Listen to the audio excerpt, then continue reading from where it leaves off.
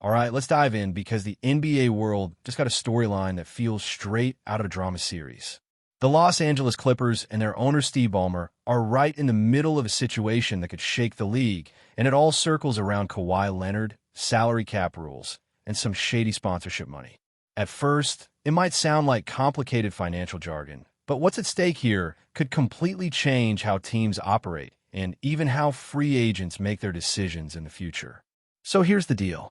The reporting that came out this week suggested that the Clippers might have found a way to get around the salary cap back when they signed Kawhi Leonard. On the surface, everything looked clean. Kawhi got his deal, and Los Angeles landed the superstar who had just come off a championship with the Toronto Raptors. But now the investigation points to something that feels much more deliberate. The allegation is that Kawhi was promised money outside of his official contract through an endorsement deal with a company called Aspiration. That company has since gone bankrupt and been exposed for fraudulent practices, and somehow the money trail is pointing right back toward the Clippers and Ballmer. The NBA didn't waste any time in responding, and that's when you know there's real smoke here. When league officials release a public statement saying they're opening up an investigation, it means they think there's at least enough evidence to dig further. And then the Clippers jumped in with their own lengthy denial. They insisted that neither the organization nor Ballmer himself funneled money to Kawhi, and they painted the picture of Ballmer as just another investor who got tricked by Aspiration's founders.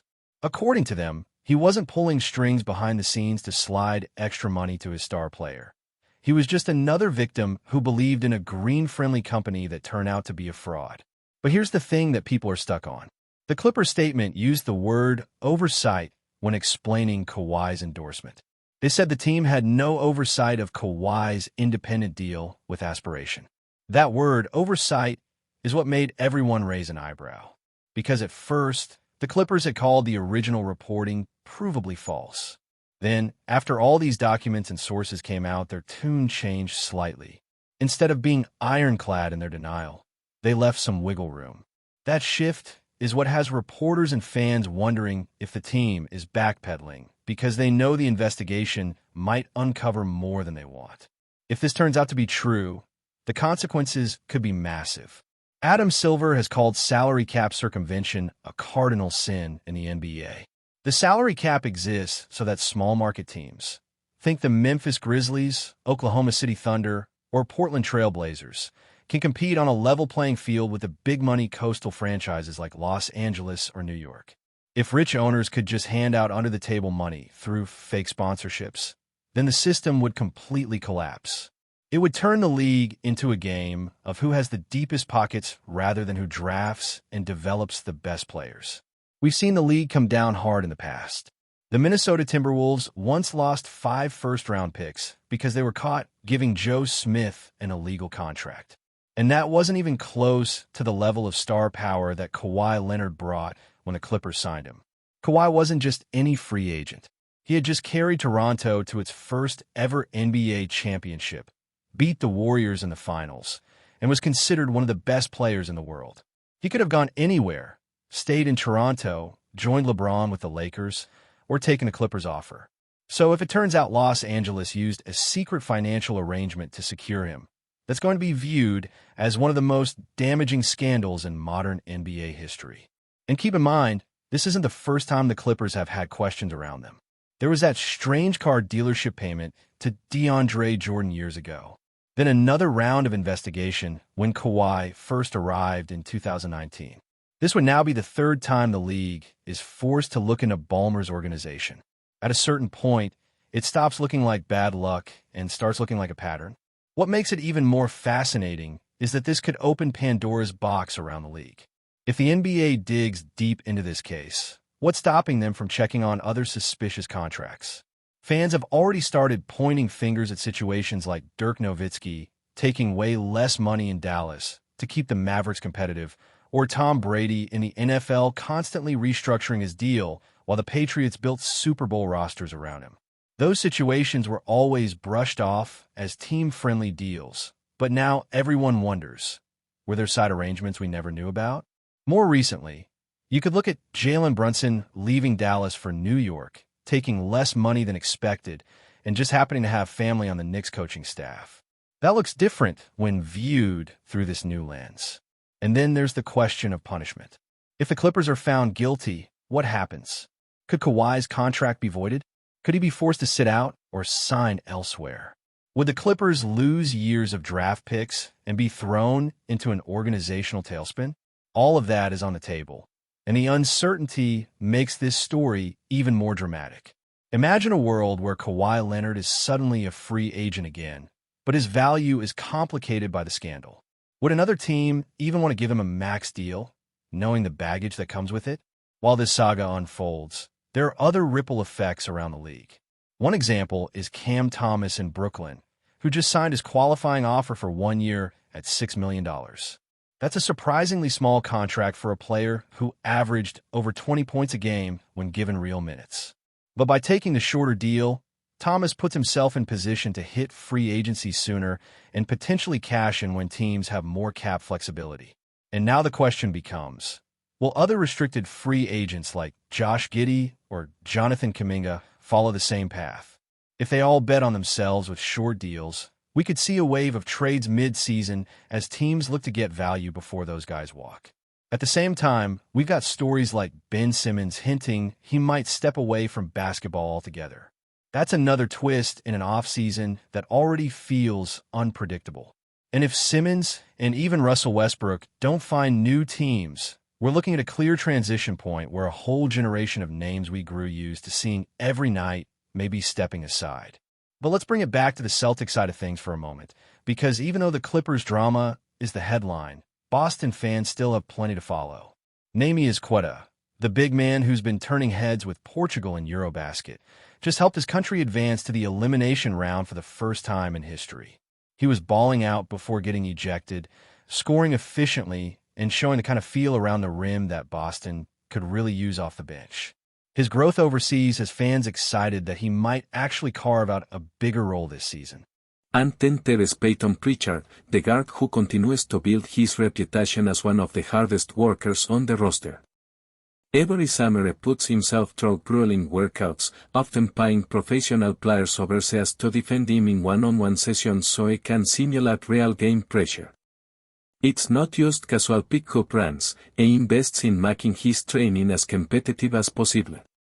That mindset is why he's carved out a real role on a championship contending Celtics team.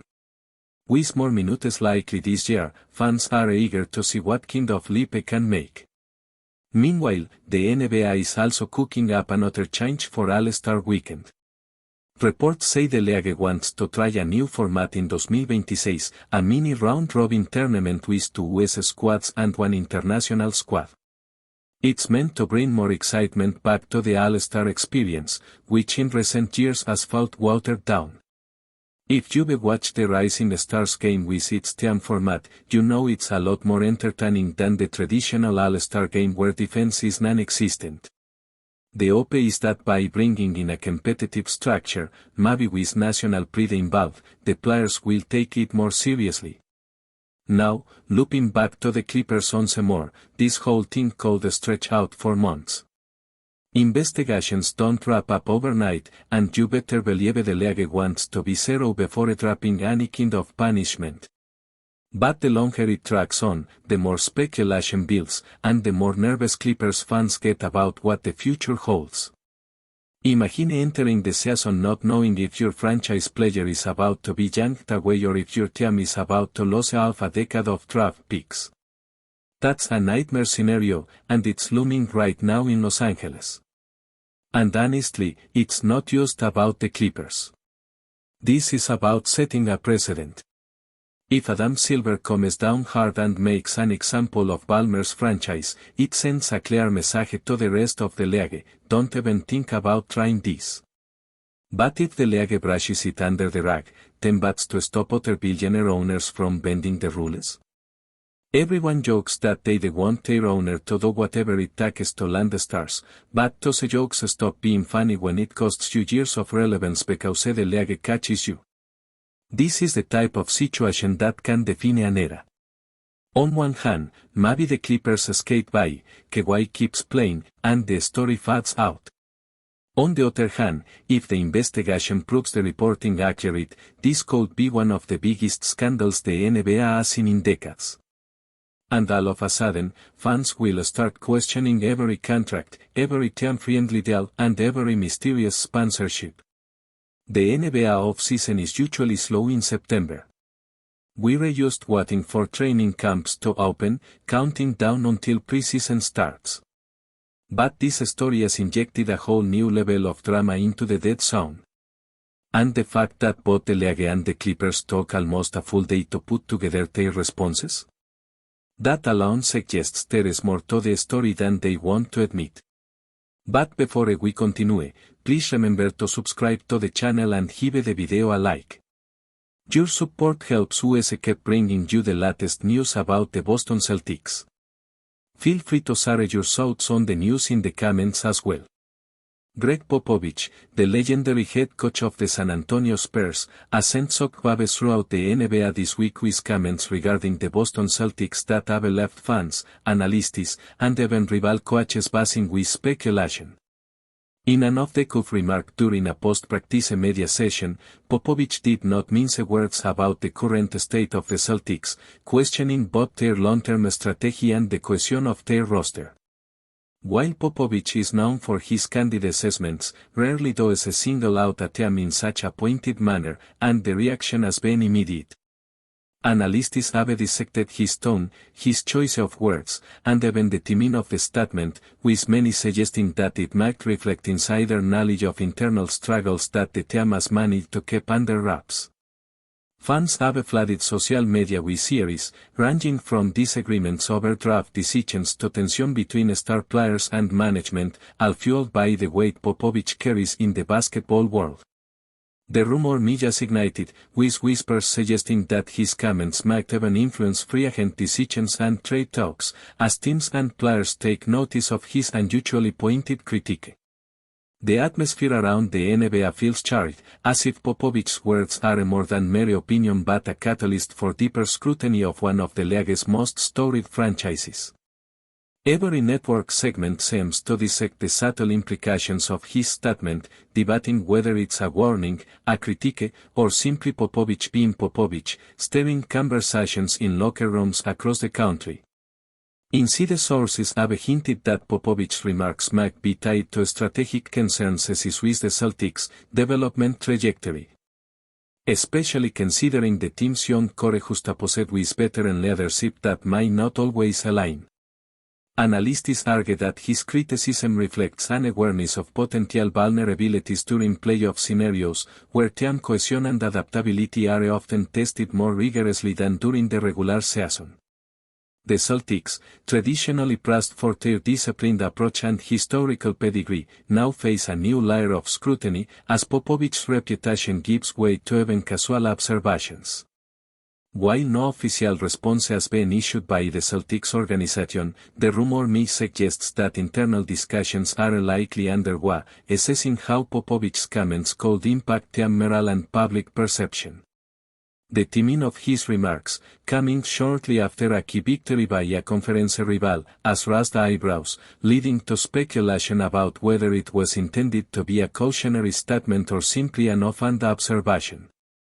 Journalists and insiders have started tracking minute details, from social media interactions by Celtics players to shifts in practice intensity, looking for signs that Popovich's words might have sparked internal reactions. The interplay between his reputation as a master tactician and his blunt public persona has created a narrative that stretches beyond basketball into the realm of psychological strategy, where perception often shapes reality. The Celtics, whether consciously or unconsciously, might now feel the need to prove themselves not just to their fans but to a basketball mastermind whose insights are treated almost like prophecy within NBA circles, making every subsequent game a potential storyline of validation or contradiction. Popovich's commentary has also reignited debates about coaching philosophies and leadership styles across the league, as analysts contrast his approach with that of Celtics head coach Joe Mazzulla. Popovich, known for emphasizing fundamentals, spacing, and disciplined execution, appears to be indirectly questioning whether Boston's current system aligns with the traditional pillars of champions. This has led to broader discussions about how modern NBA teams balance star power with systemic structure, and whether the Celtics' emphasis on individual talent could undermine their long-term competitiveness.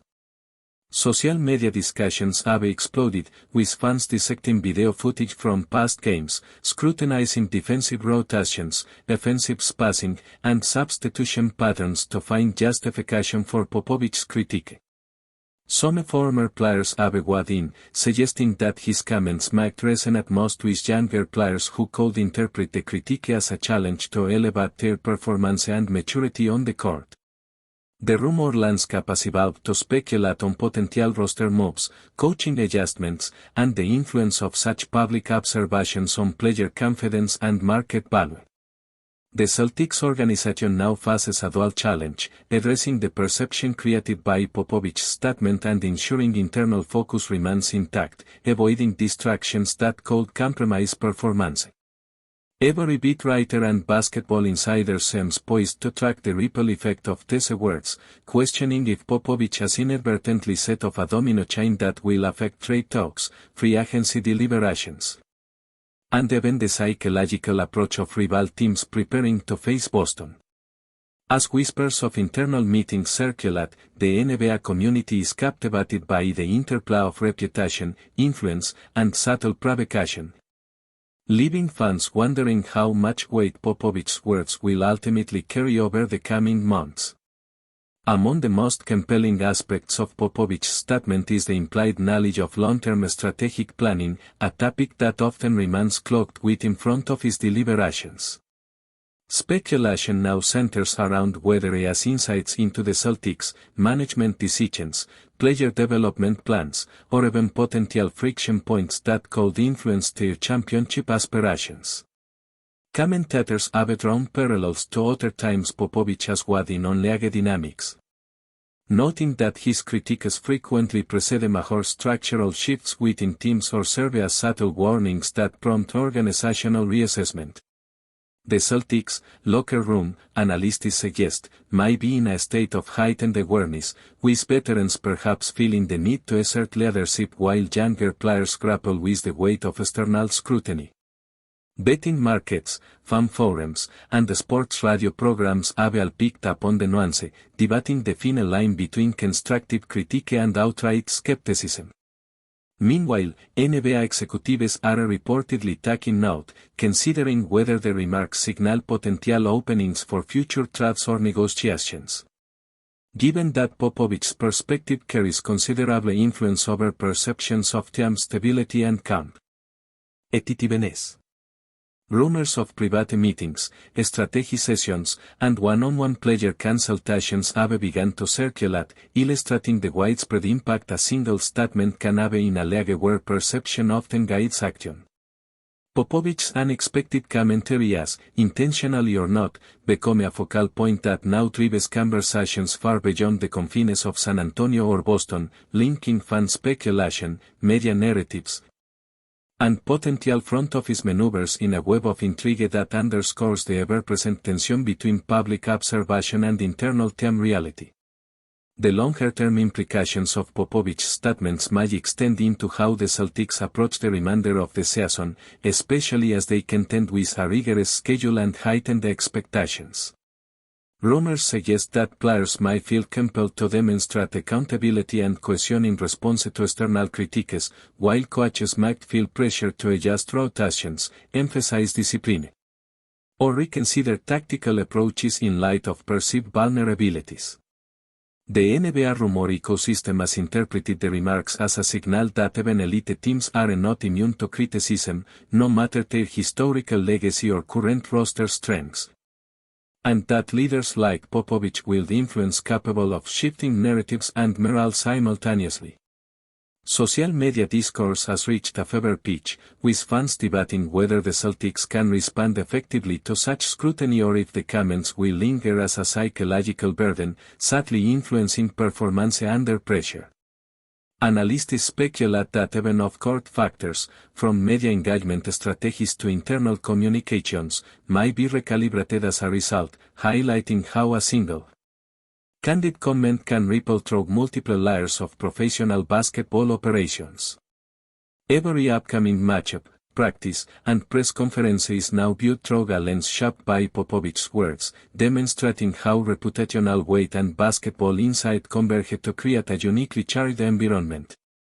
In short, the Celtics find themselves navigating an intricate web of expectation, speculation, and strategic pressure, all amplified by the unmistakable voice of one of the game's most respected and candid figures, whose observations continue to reverberate far beyond the initial remark, transforming ordinary season dynamics into a narrative charged with intrigue, rivalry, and anticipation across the entire NBA landscape.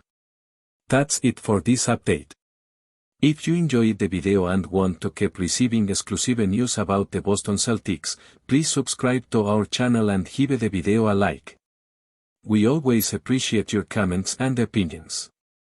See you in the next video.